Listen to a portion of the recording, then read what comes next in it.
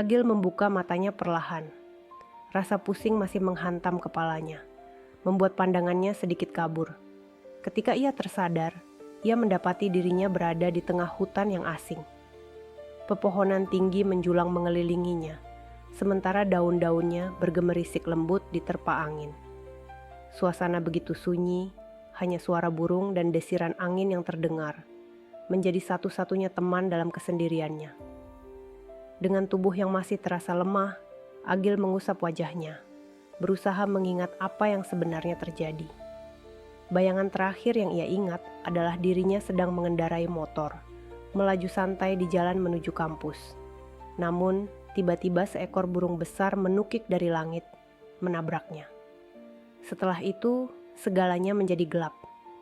Kini, ia terbangun di tempat ini tanpa tahu bagaimana caranya. Agil berdiri perlahan sambil bergumam pada dirinya sendiri, mencoba mencari tahu apa yang sebenarnya terjadi. Ia melirik sekeliling, berharap menemukan motornya, namun tidak ada tanda-tanda keberadaan kendaraan itu. Bahkan jejak sekalipun tak terlihat. Dengan napas yang masih tersengal, ia memejamkan mata sejenak, mencoba mengatur ritme tubuhnya yang terasa kacau. Angin hutan membelai rambut hitamnya yang sedikit berantakan. Dalam hati, ia berusaha meyakinkan dirinya bahwa semua ini hanyalah mimpi. Namun, setiap detil di sekitarnya terasa terlalu nyata. Bau tanah, hembusan angin, dan suara burung yang berkicau, semua memberi kesan, seolah ia benar-benar terjebak dalam realita yang tak ia pahami. Langkah pertamanya terasa berat, seolah bumi di bawahnya enggan membiarkan dirinya bergerak. Namun, ia tahu ia harus maju, harus mencari jawaban. Langkah demi langkah ia lalui dengan hati-hati, menyusuri hutan yang tampak seperti labirin hijau. Berbagai pertanyaan berkecamuk dalam pikirannya. Apa yang sebenarnya terjadi? Bagaimana ia bisa sampai di tempat ini? Namun, tidak ada jawaban yang memuaskan dirinya. Semuanya masih terasa asing dan menakutkan. Di kejauhan, Agil menangkap bayangan sekelompok orang yang sedang berjalan. Mereka bergerak menuju sebuah gedung besar dengan menara jam yang menjulang di tengahnya. Gedung itu tampak megah, menyerupai kastil yang biasanya hanya ia lihat dalam buku dongeng. Agil, dengan segala kebingungannya, memutuskan untuk mengikuti mereka. Ia berharap ada seseorang di sana yang mampu memberikan jawaban atas semua ini. Ketika ia mendekati gedung besar itu, matanya tertuju pada seorang kakek tua yang sedang berjalan santai di taman yang terletak di depan gedung. Senyum ramah menghiasi wajah kakek itu, memberi kesan bahwa ia adalah seseorang yang mudah didekati. Dengan sedikit ragu, Agil memberanikan diri untuk mendekat.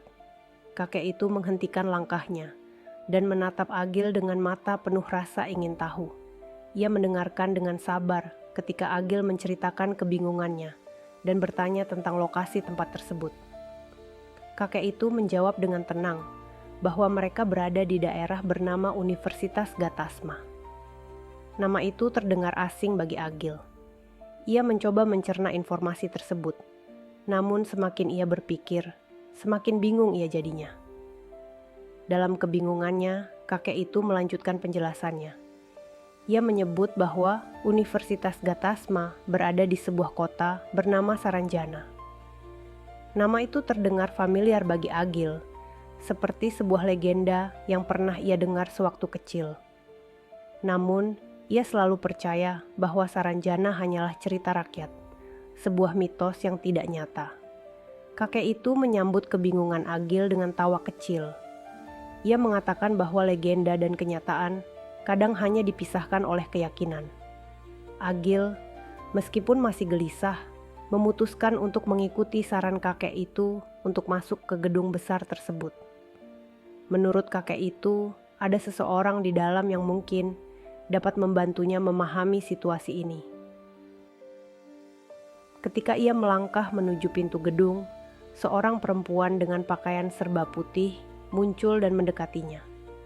Dengan masker putih dan mata yang ramah terpancar dari wajahnya, dan tanpa ragu ia menyapa Agil seolah-olah sudah mengenalnya. perempuan itu menganggap Agil sebagai mahasiswa baru Universitas Gatasma. Meskipun Agil berusaha menjelaskan bahwa ia bukan mahasiswa di tempat itu, perempuan tersebut tampaknya tidak peduli dan terus mengajaknya masuk. Perempuan itu membimbing Agil melewati lorong-lorong megah hingga mereka tiba di sebuah ruangan besar di lantai atas. Di atas pintu ruangan itu tertulis dengan huruf keemasan, Rektorat. Dengan ragu, Agil melangkah masuk ke dalam ruangan tersebut. Pintu besar di belakangnya tertutup perlahan, menghasilkan suara gemuruh yang membuat bulu kuduknya meremang. Di dalam ruangan itu, seorang pria tua dengan jenggot putih panjang berdiri di depan jendela besar. Cahaya dari lampu gantung kuno yang tergantung di langit-langit memberikan nuansa mistis pada ruangan tersebut. Pria itu menoleh perlahan, tatapan tajamnya langsung tertuju pada Agil.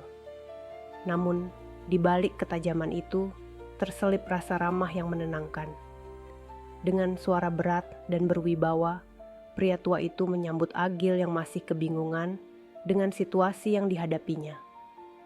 Kata-kata "selamat datang" keluar dari mulutnya, menandai awal dari sesuatu yang tak terduga, sesuatu yang mungkin akan mengubah hidup Agil selamanya. Di luar ruangan, para mahasiswa yang telah mendengar kabar tentang kedatangan mahasiswa baru mulai berdatangan, memenuhi koridor di depan ruang rektor. Suara bisik-bisik mereka menyatu menjadi gumaman yang riuh, penuh rasa ingin tahu akan siapa mahasiswa baru yang dikabarkan itu. Beberapa dari mereka berusaha mengintip ke dalam ruangan melalui celah pintu yang sedikit terbuka. Sementara itu, di dalam ruangan, Agil berdiri membeku sejenak. Ia mencoba mencerna setiap kata yang baru saja ia dengar dari pria tua yang kini berdiri di hadapannya. Pertemuan ini terasa seperti mimpi yang mustahil, tetapi setiap detail, suara, cahaya, bahkan aroma ruangan itu membuktikan bahwa semua ini nyata. Pria tua itu mengulurkan tangan, mengisyaratkan Agil untuk mendekat. Tatapan matanya seolah memahami kebingungan yang sedang melanda pikiran Agil. Tanpa banyak kata, pria itu memberi isyarat bahwa ia siap menjawab semua pertanyaan yang memenuhi kepala pemuda itu. Dengan hati yang penuh keraguan, Agil akhirnya melangkah mendekat. Orang yang berdiri di hadapannya ini mungkin adalah satu-satunya yang mengetahui alasan utama mengapa dirinya bisa berada di tempat ini. Tanpa ada pilihan lain, Agil mengajukan pertanyaannya. Ia ingin tahu tentang tempat ini, tentang daerah ini, dan mengapa ia bisa berada di sini. Pria tua itu mengangguk pelan, seolah-olah telah mempersiapkan diri untuk pertanyaan semacam itu. Dengan suara yang tenang namun penuh wibawa, ia mulai menjelaskan. Menurutnya, tempat ini adalah sebuah wilayah yang jauh dari jangkauan manusia. Banyak orang menyebutnya sebagai kota mitos, yaitu kota Saranjana. Dan di dalam kota ini berdiri sebuah kampus yang menjadi kebanggaan penduduknya. Sebuah institusi bernama Universitas Gatasma. Agil mendengarkan dengan seksama, meskipun hatinya masih dipenuhi oleh rasa tidak percaya. Ia berusaha mencerna setiap kata yang diucapkan, mencoba memahami bagaimana semua ini mungkin terjadi. Namun, semakin ia mendengar, semakin ia merasa bahwa dirinya telah masuk ke dalam dunia yang benar-benar berbeda dari yang pernah ia kenal. Rektor tua itu berdiri di hadapan Agil dengan sorot mata penuh tanda tanya. Ia ingin mengetahui apakah Agil tahu nama panjangnya sendiri. Ketika pertanyaan itu menggema di ruangan, api lilin yang menyala di sekitar mereka tiba-tiba meredup, meninggalkan kegelapan singkat sebelum menyala kembali dengan terang. Agil tertegun. Pertanyaan itu terdengar sederhana, namun saat ia mencoba menjawab, sesuatu yang aneh mulai terjadi. Pikirannya terasa kosong, seperti diselimuti kabut tebal. Ia mencoba mengingat, namun usahanya sia-sia. Agil berusaha keras memutar ingatan, namun kegelisahan mulai menjalari dirinya. Bagaimana mungkin ia lupa nama panjangnya sendiri? Pikiran itu semakin menyesakkan dadanya. dan untuk pertama kalinya ia merasa ada sesuatu yang tidak wajar dalam dirinya. Rektor tua itu memandang Agil dengan tenang, seolah sudah menduga kejadian seperti ini akan terjadi. Dengan nada penuh arti, rektor menjelaskan bahwa mereka kini berada di kota Saranjana, sebuah tempat yang konon disebut sebagai kota mitos, dan Agil kini resmi menjadi bagian dari Universitas Gatasma, kampus yang berdiri megah di kota tersebut. Rektor berbalik perlahan, tangannya menyentuh salah satu buku tebal yang tergeletak di meja kerjanya. Ia melanjutkan penjelasannya, kali ini dengan nada lebih serius, bahwa Agil tidak akan bisa kembali ke kota asalnya. Bahkan untuk keluar dari kota Saranjana pun tidak mungkin. Kata-kata itu melayang di udara, berat dan penuh misteri, membuat tubuh Agil menggigil. Pikirannya dipenuhi oleh pertanyaan-pertanyaan yang tak terjawab, namun ia merasa takut untuk mengucapkannya. Kebenaran yang terungkap di depan matanya terlalu sulit untuk diterima. Rektor menatap Agil dengan sorot mata tajam namun penuh belas kasih. Ia menjelaskan bahwa menjadi mahasiswa Universitas Gatasma adalah takdir yang tidak bisa dihindari. Takdir ini telah ditetapkan, dan Agil tidak memiliki pilihan lain selain menerimanya. Jika ia menolak takdir ini, ia harus siap menghadapi ancaman dari alam liar Saranjana yang tidak mengenal belas kasihan. Ancaman itu bukan sekadar isapan jempol. Banyak yang telah menjadi korban karena menentang aturan. Tubuh Agil gemetar lebih hebat. Kata-kata itu seperti belati yang menusuk pikirannya, membangkitkan rasa takut yang belum pernah ia rasakan sebelumnya. Ia membayangkan berbagai ancaman yang mungkin ada di luar sana, mulai dari hewan buas hingga sesuatu yang lebih mengerikan.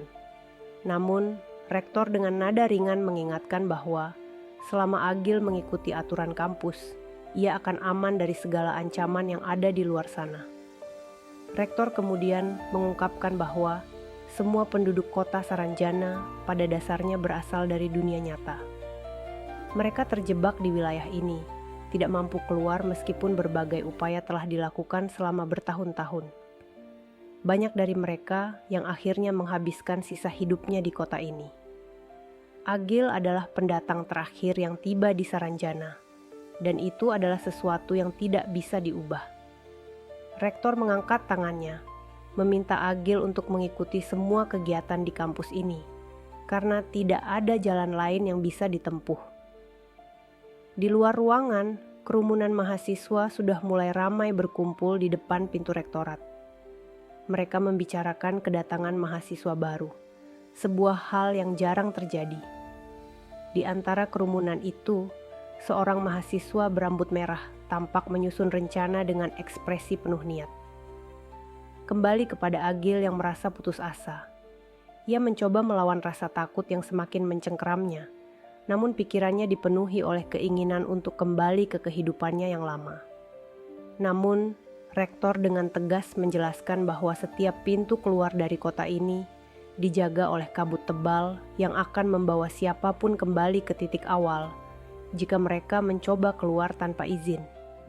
Mendengar penjelasan itu, darah Agil seolah membeku. Ia ingin melarikan diri, namun kakinya terasa terpaku di lantai, tidak mampu bergerak. Rektor mendekati Agil dan menepuk bahunya dengan lembut. Ia menegaskan bahwa Agil bukanlah yang pertama, dan Agil pasti bukan yang terakhir. Kata-kata itu menjadi pengingat yang menegangkan bahwa Agil kini adalah bagian dari sebuah takdir yang tidak bisa dihindari.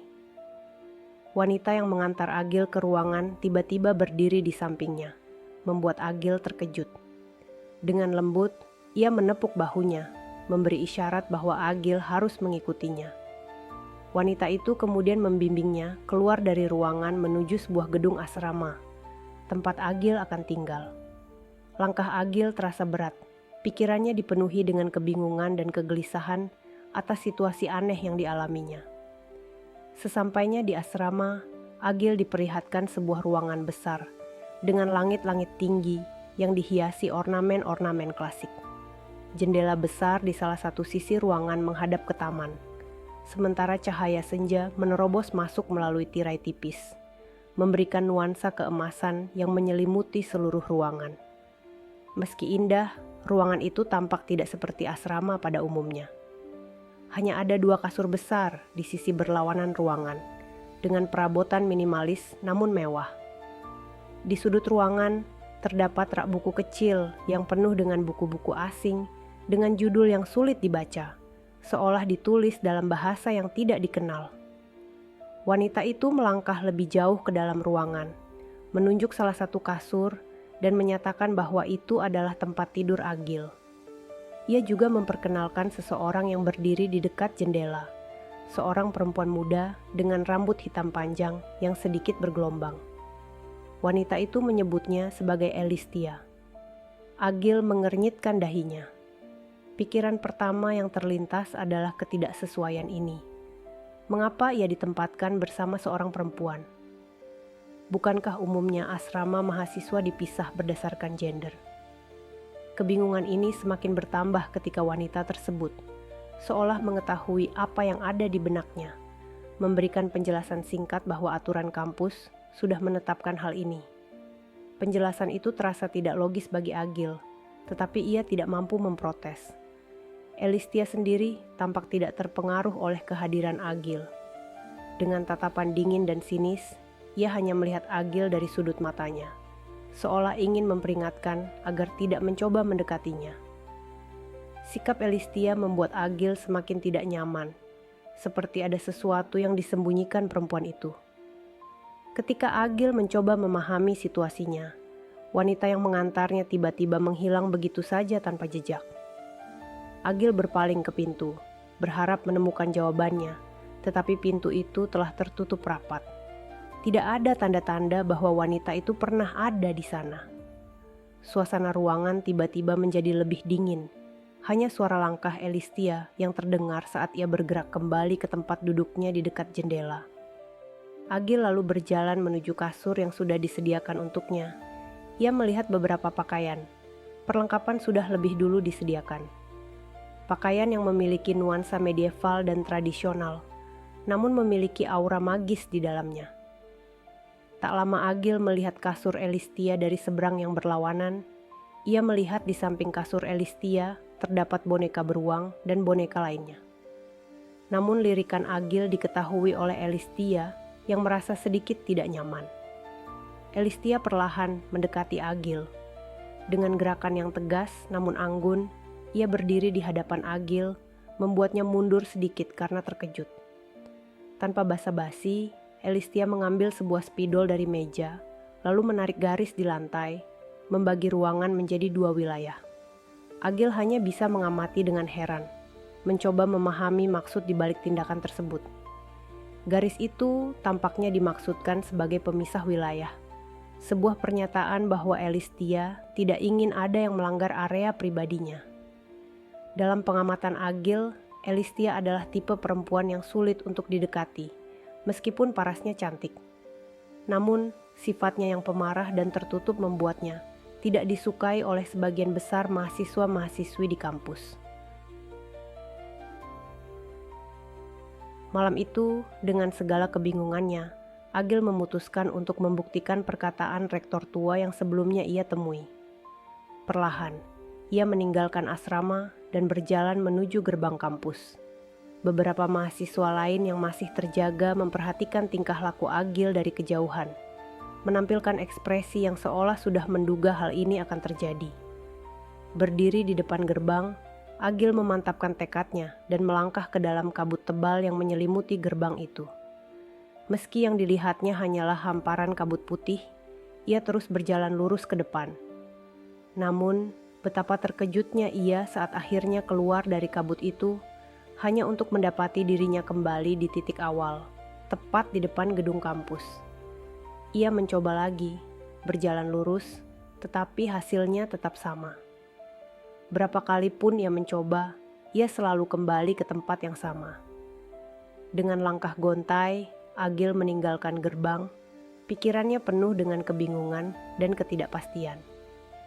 Para penghuni asrama lain hanya memperhatikan dari kejauhan, berbicara tentang dirinya, tetapi Agil memilih untuk mengabaikan mereka. Ia kembali ke kamarnya, berharap menemukan petunjuk atau jawaban yang bisa membantu memahami situasi ini. Dari jendela kamarnya, Agil melihat sesuatu yang menarik perhatian. Dalam keheningan malam, ia melihat seorang mahasiswa berjalan keluar dari gerbang kabut dengan langkah santai, tampaknya tidak terhalang oleh apapun. Mata Agil terpaku pada pemandangan itu, pikirannya dipenuhi dengan rasa ingin tahu yang tak terbendung. Bagaimana mungkin mahasiswa itu bisa melewati gerbang tanpa masalah? Agil bertanya-tanya, apakah ada cara khusus atau izin tertentu yang memungkinkan seseorang keluar dari kampus? Namun, sebelum ia bisa mencari jawaban, sosok itu sudah menghilang di balik kabut, meninggalkan Agil dengan lebih banyak pertanyaan yang tak terjawab. Agil mencoba memahami situasi aneh yang melingkupinya, namun semakin ia mencoba, semakin banyak pertanyaan tanpa jawaban yang muncul di benaknya. Akhirnya, ia memutuskan untuk kembali ke kamarnya dengan harapan esok hari akan membawa pencerahan atau solusi atas teka-teki ini. Di dalam ia melihat Elistia dari seberang garis. Melihat gadis itu sedang sibuk menulis sesuatu, Agil pun memilih mengabaikannya dan tidur. Keesokan paginya, Agil terbangun dengan rasa lelah yang masih terasa di tubuhnya. Pikirannya berusaha mencerna semua hal aneh yang terjadi sehari sebelumnya. Namun rasa kantuk yang masih menyelimuti membuatnya malas berpikir terlalu keras. Ia mengucek matanya perlahan dan melihat Elistia sudah bangun lebih dulu. Perempuan itu duduk di dekat jendela, tenggelam dalam buku tebal dengan tulisan asing yang menghiasi halamannya. Agil memilih untuk tidak mengusik Elistia, mengingat bagaimana interaksi mereka sebelumnya yang terasa dingin dan penuh batasan. Namun, pandangannya tertuju pada meja kecil di sudut ruangan, tempat sebuah amplop putih tergeletak. Rasa penasaran membuatnya bangkit dari kasur dan menghampiri meja tersebut. Dengan hati-hati, ia membuka amplop itu dan menemukan sebuah surat resmi dengan kop Universitas Gatasma. Isi surat itu segera menarik perhatian. Selamat, Anda terdaftar sebagai mahasiswa jurusan Gagak Hitam. Agil membaca kalimat itu berulang kali, merasa asing sekaligus bingung. Nama jurusan itu terdengar aneh, bahkan untuk universitas penuh misteri seperti ini. Di bawah tulisan tersebut, tercantum jadwal kelas yang harus ia ikuti. Mata Agil menelusuri jadwal itu, memperhatikan mata kuliah seperti kalkulus dan ilmu statistika, yang semuanya terdengar seperti mata kuliah umum di dunia nyata. Tak ada yang aneh secara eksplisit, namun tetap saja semuanya terasa janggal. Segala hal yang ia alami sejauh ini terasa seperti mimpi buruk yang tak kunjung berakhir. Namun, ia menyadari bahwa satu-satunya cara untuk bertahan adalah menerima keadaan dan mengikuti alur. Ia melipat surat itu kembali dan meletakkannya di meja. Namun, sebelum ia sempat beranjak, suara Elistia memecah keheningan. Tanpa berpaling dari bukunya, ia mengingatkan bahwa kelas pertama akan dimulai pukul 8. Suaranya terdengar datar, namun penuh peringatan, membuat Agil hanya bisa mengangguk kecil. Ia lalu mengambil baju kelasnya dan pergi menuju kamar mandi umum yang terletak di luar kamar asrama. Setelah cukup lama bersiap-siap, ia pergi keluar kamar asrama. Dengan penampilan yang sedikit berbeda dan gaya rambut yang berbeda, pula Agil memantapkan niatnya untuk hari ini. Di saat bersamaan Elistia telah lebih dulu meninggalkan kamar. Agil berjalan menuju jendela, mencoba menenangkan pikirannya. Ia memperhatikan lingkungan sekitar, berusaha memahami lebih jauh tempat aneh ini. Pemandangannya tertuju pada taman, tempat Elistia tampak bercengkrama dengan beberapa temannya. Agil terkejut melihat Elistia yang biasanya dingin, ternyata bisa tertawa dan bersikap ramah. Namun, sebelum ia bisa merenungkan lebih jauh, salah satu teman Elistia menoleh ke arah jendela tempatnya berdiri. Cepat-cepat Agil berpaling, merasa tak nyaman jika mereka menyadari ia memperhatikan. Siang harinya, seorang staf kampus mendatangi Agil di tengah perjalanan menuju kelas. Pria itu mengenakan jas hitam dengan garis perak dan pin berbentuk gagak di dada. Dengan sikap formal, staf tersebut menyerahkan sebuah buku tulis kuno dengan sampul kulit yang dihiasi ukiran rumit. Staf itu menyebut buku itu sebagai alat komunikasi utama di kampus, sesuatu yang harus dijaga dengan baik. Agil menerima buku itu dengan ragu, merasakan dinginnya kulit sampul yang terasa tidak biasa. Ketika Agil bertanya bagaimana buku itu bisa menjadi alat komunikasi, staf hanya tersenyum samar tanpa menjelaskan lebih lanjut. Ia menepuk bahu Agil sebelum menghilang begitu saja, meninggalkan Agil dalam keadaan kebingungan. Agil membuka buku itu dengan perlahan, namun hanya lembaran kosong yang ia temukan di setiap halamannya. Tak ada petunjuk atau tanda apapun. Ia menyimpan buku itu di tasnya dengan niat untuk mencari tahu lebih lanjut nanti. Hari yang melelahkan akhirnya usai. Agil kembali ke asrama, merebahkan diri di kasurnya dengan kepala penuh pertanyaan. Pikiran tentang keluarganya dan kehidupan yang ia tinggalkan di dunia luar mulai menghantuinya. Ia bertanya-tanya apakah orang-orang terdekatnya menyadari kehilangannya atau sedang mencarinya. Lamunannya terhenti ketika Elistia memasuki kamar. Wajah perempuan itu tampak lelah, namun matanya tertuju pada buku tulis yang tergeletak di meja Agil. Dengan nada datar, Elistia menyebut bahwa buku itu adalah alat komunikasi yang memang digunakan oleh semua penghuni kampus. Agil yang merasa bingung meminta Elistia untuk mengajarkannya cara menggunakan buku tersebut. Elistia menjelaskan bahwa buku itu bekerja dengan cara menuliskan nama lengkap penerima dan pesan yang ingin disampaikan. Namun, Elistia memperingatkan bahwa nama lengkap seseorang adalah sesuatu yang penting dan tidak boleh diberikan sembarangan. Nama penuh, menurut Elistia, adalah sesuatu yang hanya layak dibagikan dengan orang-orang terdekat, seperti keluarga, sahabat, atau kekasih. Penjelasan itu membuat Agil menyadari bahwa ia sendiri bahkan tak ingat nama panjangnya sendiri. Ketika ia bertanya tentang nama lengkap Elistia, perempuan itu menolaknya dengan dingin, menegaskan bahwa informasi itu hanya untuk orang-orang yang memiliki hubungan istimewa dengannya. Sikap dingin Elistia semakin menambah teka-teki yang belum terpecahkan, membuat Agil merasa semakin terasing di tempat ini. Dari sini dapat diketahui bahwa Agil perlu beberapa hari atau peristiwa untuk mengingat kembali nama panjangnya sendiri. Tiba-tiba sebuah teriakan wanita muncul dari luar asrama, membuat Agil dan Elistia terkejut dan berlari menuju pintu keluar. Di luar ruangan mereka berdua mendapati kerumunan mahasiswa yang mengelilingi mayat seorang mahasiswi dengan pisau yang tertancap di dadanya. Agil yang melihat itu terdiam, lalu di samping. Agil ada mahasiswa berambut merah bergumam, menyatakan bahwa ini adalah perbuatan dari si Nyonya Tua. Kutukan yang belakangan ini sedang ramai di kampus Gatasma. Kutukan yang sudah memakan 7 korban dalam 3 bulan terakhir. Mendengar itu Agil terpaku, pikirannya melayang-layang. Tak lama kemudian, seorang pria dewasa yang dikenal dengan nama Profesor Asardian muncul meminta untuk mahasiswa untuk diam dan tetap tenang. Kini masalah ini akan diambil alih oleh Profesor Asardian dan para staf-stafnya. Mahasiswa kembali ke dalam kamarnya masing-masing dan beristirahat. Pagi itu, udara dingin dan kabut tipis menyelimuti kampus, seolah menggambarkan atmosfer suram yang tak kunjung sirna. Cahaya matahari yang lemah masuk melalui celah tirai, membangunkannya dari tidur yang tidak nyenyak. Agil bangkit dari kasur dengan tubuh terasa berat. Pikirannya kembali dipenuhi pertanyaan-pertanyaan tanpa jawaban. Di sudut ruangan, Elistia tampak sudah bangun lebih awal, tenggelam dalam rutinitasnya. Kehadirannya yang dingin dan penuh misteri tak lagi menjadi fokus Agil. Ia tahu ada sesuatu yang lebih besar yang menunggu untuk diungkap.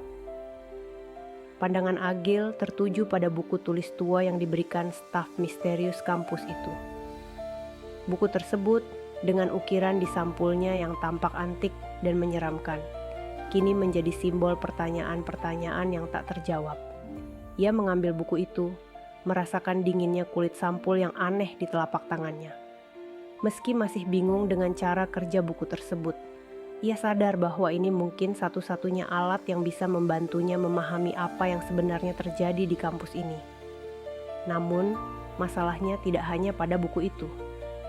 Kampus ini menyimpan rahasia yang lebih besar, dan Agil tahu ia tidak memiliki siapapun yang bisa ia percayai sepenuhnya. Bahkan Elistia, meski sekamar dengannya, masih terlalu penuh dengan tanda tanya. Sikap sinisnya membuat Agil merasa ia menyimpan sesuatu yang tidak ingin ia bagi. Setelah menarik napas panjang untuk menenangkan diri, Agil mulai merancang rencana untuk pergi dari wilayah ini. Ia tahu bahwa untuk memahami misteri di kampus ini, ia harus mulai dengan mengamati lebih banyak dan berbicara dengan orang-orang di sekitarnya. Namun, siapa yang bisa ia dekati? Setiap orang di sini tampak memiliki rahasia masing-masing, dan suasana penuh ketegangan membuatnya semakin sulit untuk mempercayai siapapun. Pikirannya kembali pada cerita tentang kutukan Nyonya Tua, sebuah kisah yang baru ia dengar malam sebelumnya. Nama itu bergema di benaknya, menciptakan lebih banyak pertanyaan daripada jawaban. Siapa sebenarnya sosok Nyonya Tua itu? Dan bagaimana kutukannya bisa menyebabkan kematian para mahasiswa? Agil merasa bahwa jawaban atas misteri ini mungkin menjadi kunci untuk keluar dari kampus ini dan kembali ke kehidupannya yang normal. Ia melangkah keluar kamar, udara pagi yang dingin menyergap tubuhnya, membuatnya merapatkan pakaian yang ia kenakan. Kampus itu tampak begitu sunyi, hanya ada beberapa mahasiswa yang berjalan dengan langkah tergesa-gesa, seolah takut terlalu lama berada di luar ruangan. Suasana mencekam itu membuat Agil semakin yakin bahwa ada sesuatu yang salah di tempat ini. Dengan tekad yang mulai terbentuk, Agil memutuskan untuk memulai penyelidikannya. Ia tahu jalan di depannya tidak akan mudah. Rasa takut dan penasaran yang bercampur dalam dirinya kini berubah menjadi dorongan untuk melawan misteri yang menyelimuti kampus ini. Apapun yang menantinya di depan, ia bertekad untuk mencari jawaban.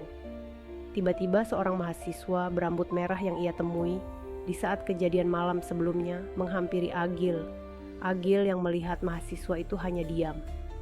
Mahasiswa berambut merah itu dengan perawakan yang ramah, senyum dan aura penuh komedi muncul dari dalam dirinya, mengisyaratkan bahwa tidak ada hal aneh pada mahasiswa tersebut.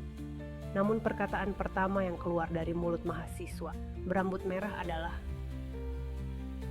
"Mari kita pecahkan misteri ini, Detektif Agil."